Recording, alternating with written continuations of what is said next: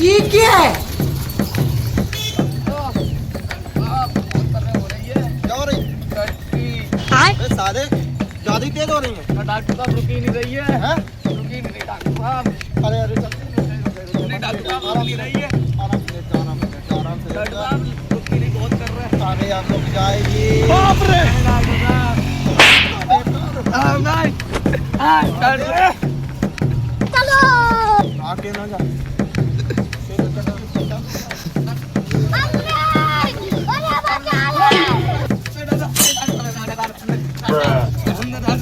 तेरी टट्टी